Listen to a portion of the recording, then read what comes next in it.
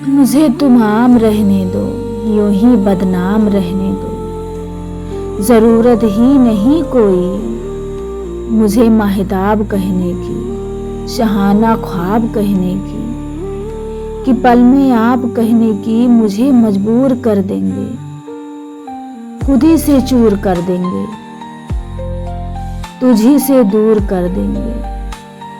तुम्हारी शायरी गजलें मुझे मजबूर कर देंगी।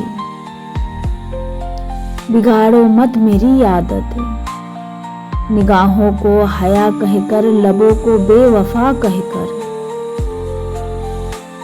हंसी को एक अदा कहकर, अदाओं को फिजा कहकर।